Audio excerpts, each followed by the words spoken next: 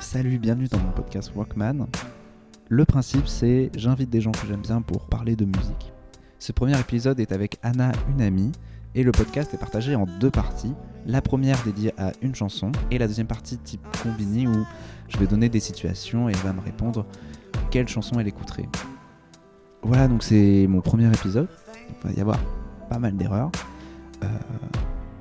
Bonne écoute. Non plus, je sais même pas où il est ce truc, où ça se passe.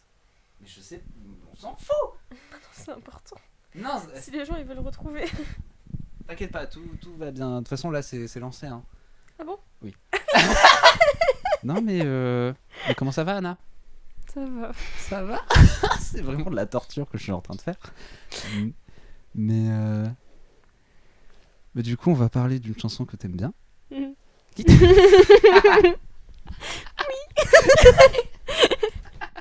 Oui, et je t'ai pris en otage pour que tu parles devant ce micro. Donc, j'ai vraiment l'impression, tu sais, que je fais l'école des stars, tu sais, avec les enfants. Tu vas nous montrer quelle chanson. Mais en vrai, ça me fait grave penser à la conférence de philo qu'on a eu hier, le spectacle, parce qu'on a parlé d'entrée en scène. Ouais. Et genre le moment où Andra Day entre sur la scène, il est genre incroyable.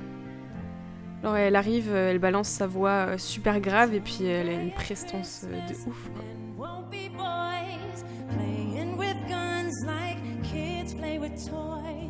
One warm December, our hearts will see a world where we are free.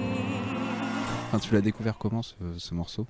Bah vraiment par hasard parce que genre j'adore Alicia Keys, j'adore Andra Day et en vrai genre j'ai vu qu'elles avaient fait un duo, je savais que ça allait être un truc de ouf. J'ai vu la vidéo, j'ai pleuré. Mais j'ai des frissons à chaque fois que je la vois. Qu'est-ce qui t'a saisi dans... Enfin, Bah, pourquoi ça t'a marqué? le mélange de leurs deux voix, quoi, c'est un truc de ouf. Ouais. Enfin, je veux dire, il y a un premier chant duo vers, je sais pas, 1 minute 30, genre vraiment dès le début. Il s'appelle comment le morceau Bah, en fait, elles en chantent 3. Elles chantent... Dis-moi la meilleure. Alors, bah... La meilleure, en fait, c'est celle de la fin, c'est Rise Up, c'est une chanson d'Andra Day. Ok. Et puis, il y a des chanteurs de gospel, en fait, qui viennent. Et qui apparaissent dans toute la salle. Et moi, le gospel, ça me prend dans l'âme. Et le mélange avec leur voix, c'est un truc de ouf, parce qu'elles ont toutes les deux des voix super graves, et puis en même temps, elles peuvent monter dans les aigus aussi. Et enfin, en fait, je pense qu'elles peuvent tout faire, quoi. C'est ça qui est fou. Oh, so we can hate each other, fear each other, we can build these Voilà. Là, ce moment-là où genre elles chantent ensemble, qu'il y a Alicia Keys au piano, Andra Day qui est debout, elles se regardent et elles sortent vraiment genre les notes de leur trip. Genre elles se regardent et elles sont en train de se dire ouais, là on fait un truc de ouf, tu vois. Et t'as tous les Américains qui sont dans la salle, qui se lèvent, qui tapent des bras, qui tapent des mains, genre qui lèvent les bras et tout. Genre c'est à ce moment-là que genre je pense ça décolle en premier. Et puis d'un coup elle cut le refrain et là t'as Alicia Keys qui sort une note absolument incroyable. Et ça se voit qu'elle donne tout, mais de toute façon Alicia Keys quand elle est au piano, je pense qu'elle vit les deux passions de sa vie en même temps, quoi. C'est un truc de dingue. Ouais, il y a une magie en plus avec le live ou... Enfin, Bah ouais. vraiment. Mais carrément. Bah, moi, de toute façon, tu le sais, hein, j'adore le spectacle. J'adore les comédies musicales, surtout donc, quand il y a du chant. Et quand il y a du chant sur scène, c'est un truc de ouf. Et puis là, c'est pas... moi, je le vois même pas comme un concert, en fait, parce que bah, déjà, c'est à l'occasion d'une... Enfin, c'était une soirée où il y avait plusieurs artistes regroupés. Donc, c'était pas les seuls à chanter. Et puis pour moi, c'est vraiment du show. Enfin, genre... Si tu l'entends mais que tu vois pas ce qui se passe sur scène en même temps, ça n'a rien à voir. Ce qui fout les tripes, c'est quand Alicia Keys, tu la vois taper les notes sur son piano, lever la tête pour crier la note la plus haute qu'elle a en elle, que Andra Day, elle lève les bras pour s'élever, pour élever sa voix en même temps, qu'il y a tout le public qui se lèvent, qui tapent des mains, les chanteurs gospel qui sortent du public en bas, qui sortent du public en mezzanine, enfin c'est un truc de ouf quoi. Maybe we should love somebody. Maybe we should love somebody. Polishing the bones of holy.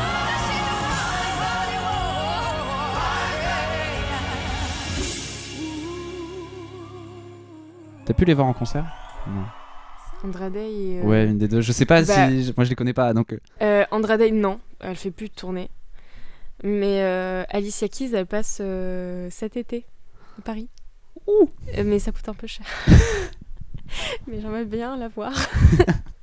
Voilà. Si vous entendez Alicia est-ce que tu m'entends? En vrai, je vais me caler même en dehors de l'Olympia et je vais tendre mon oreille, je pense. Si Tu j'ai vas- pas le son. Tu vas derrière l'Olympia et t'attends le bus. C'est Ouais. le concert. Ah, moi, je serais pas la seule. Hmm. C'est pas comme si elle était peu connue, quoi. Tu Oui, mais toi, tu peux dire ah, je suis en formation son. Tu te Pardon. fais- Non, mais tu te fais passer pour une rod. Tu vas décharger le camion. Tu vas recharger le camion. Ben non, mais c'est vrai. Ouais, ça se voit que je suis une rode, ouais. Oui, tu peux. Je m'habille en techos. Je t'habille tout en noir. Je te prête des t-shirts. Mais... En vrai, je pense que si le concert est maintenu, j'irai. En vrai de vrai, même si ça coûte une blinde, je pense que je me le permettrai. Bah, c'est quand même. Enfin, je te demande une chanson, c'est celle-là que tu sors. Enfin, c'est une de ces artistes, quoi. Enfin, Bah ouais. En vrai, c'est pas la meilleure d'Alicia Keys. Genre là, vraiment, c'est le duo qui me fait frissonner. Mais Alicia Keys, globalement, c'est les lives en piano-voix. Mais moi, c'est surtout la vidéo, l'interview de Taratata d'Alicia Keys qui me plaît énormément. celle que tu nous avais montrée. Ouais. Où t'as Nagui qui est. Oui, In qui est love. complètement in love d'Alicia Keys. I love this song. I love you too. I love the song too. Genre, mais le charme, quoi. Enfin, c'est fou. Enfin, je veux dire, j'aime pas les meufs, mais quand je la regarde, je suis là en mode waouh, le charisme, quoi. T'aimerais avoir ce charisme? Physiquement, je m'en fous un peu. Oui, Ouais. comme tout le monde, tu vois, genre un peu de jalousie, mais pas grand chose. Mais au niveau de la voix, ouais, carrément. Genre, ouais. Genre, j'aimerais tellement que, genre, imagine, genre, un jour, je me mets à chanter devant des milliers de personnes. Je sors une note, tout le monde se tait, quoi, tu vois. Ça serait un truc de dingue. Non, mais c'est vrai. Genre, déjà, au répète. Avec tu vois. Genre, quand je commence à chanter, Ah genre, ta gueule. Ça te fait du montage. Je vais devoir mettre un bip. Hein. C'est le premier. Merci Anna.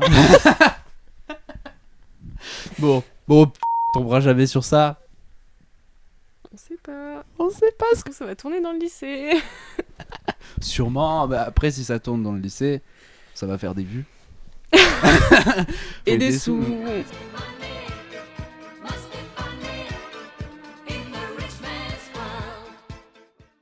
Salut, c'est moi le monteur.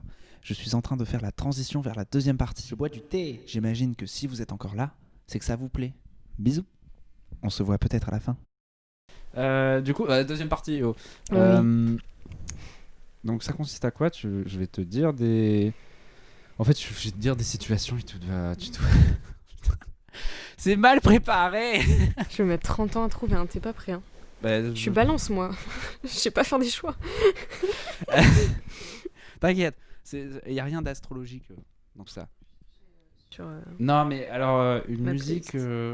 c'est quoi la musique que t'écoutes pour danser? musique que j'écoute pour danser. Ouais, n'importe laquelle. Ah, je pense que c'est un truc pour twerker. Un truc que je veux absolument mettre en soirée. Genre... Non, mais genre des trucs en mode... je sais pas si tu connais, genre Taki Taki. Non. Attends, je te fais écouter. C'est DJ Snake et Selena Gomez.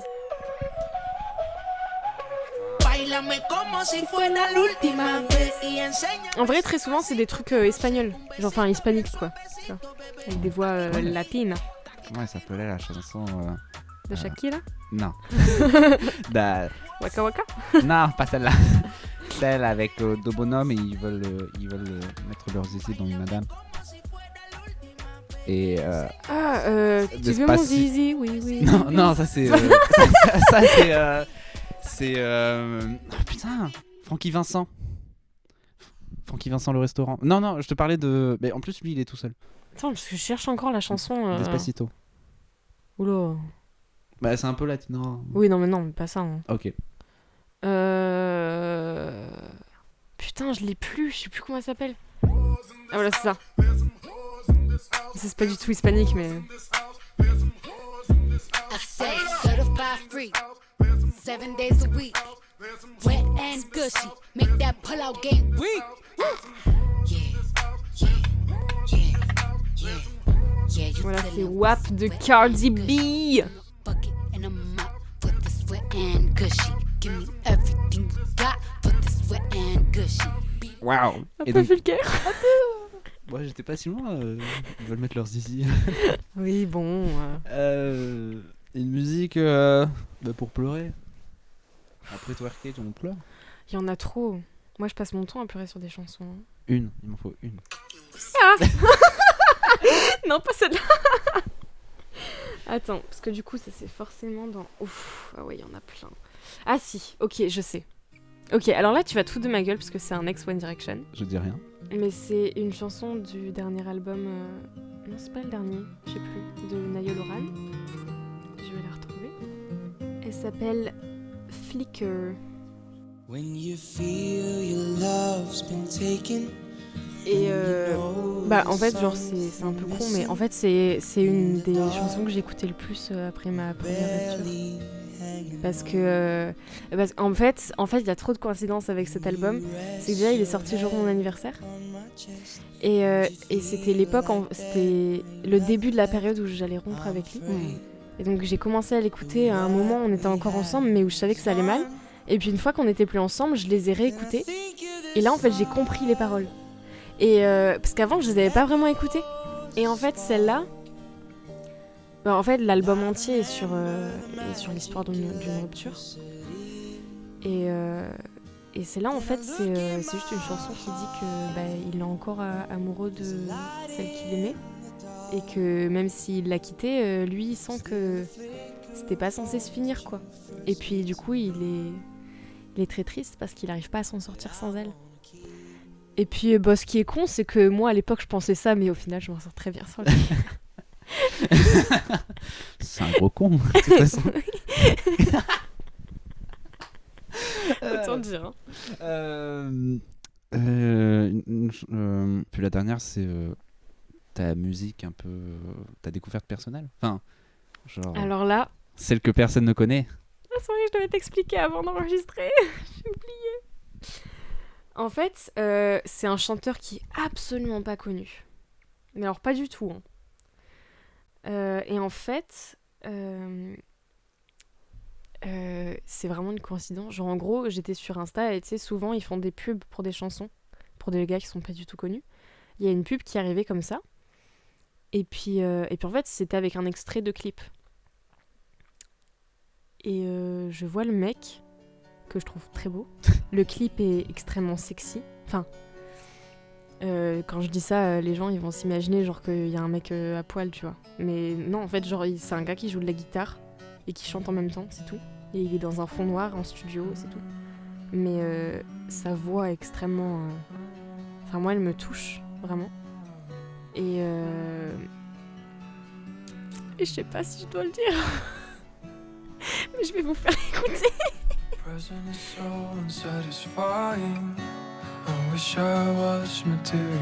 Ça s'appelle comment ? Ça s'appelle Perfume, parfum quoi, de Mero. Ok.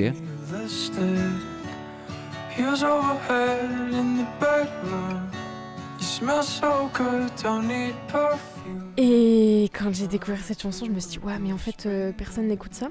Genre j'ai regardé le nombre de vues qu'il y avait sur YouTube, sur Deezer et tout. Personne n'écoute ça. Genre personne ne connaît cette chanson vraiment quand j'en parlais et tout. Mais moi je sais pas pourquoi elle me touche autant. Genre vraiment elle me porte. Elle te transporte. Ouais, non mais vraiment. Vraiment, elle me fait beaucoup d'effets. beaucoup d'effets, comme la première chanson, que tu sais, c'est la toute première avec un piano d'Alicia Keys. Non. Ou d'une autre manière. Complètement autre chose. Genre Alicia Keys, quand elle fait un piano-voix, j'ai... Comment expliquer ? C'est comme un orgasme intérieur, tu vois, genre... en mode toute la note qu'elle sort qui est super longue et qui varie et tout, genre... Elle est comme en moi, tu vois, puis ça monte et tu sens genre un truc ultra agréable en toi et tout. Mais cette chanson-là, c'est plus comme une sorte de confort en fait. C'est-à-dire que quand j'entends sa voix, c'est comme si j'étais dans les bras de mon père, tu vois. Je sais pas comment expliquer. Tu vois, genre je suis... J'ai pas besoin de ressentir ces frissons-là que je ressens avec Alicia Keys pour aimer la musique.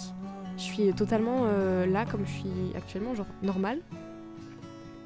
Je sais pas comment expliquer. Mais c'est comme si elle vibrait comme moi, tu vois. Je sais pas comment expliquer. Tu te reconnais dans la chanson ou... Non, même pas. C'est pas les paroles et tout, parce que les paroles, genre, elles sont débiles, tu vois. Genre, c'est un mec qui déclare sa flamme. Ouais, mais je sais à pas, une meuf. au niveau des accords. Mais ouais, je pense que c'est surtout c'est les types de voix que j'écoute après. Mais ouais, c'est comme si on était sur la même fréquence. Ça ressemble un peu à celui des One Direction. Enfin, il y a une guitare. Le One Direction, il faisait pas très guitare spécialement. Non, celui tout seul là. Celui. Oui, mais là, la voix, elle. C'est vraiment, genre, j'ai pas d'autres mots, c'est comme si elle était au même niveau que moi, tu vois. Je sais pas comment expliquer ça. Ok. Voilà. Bah super. Merci Anna.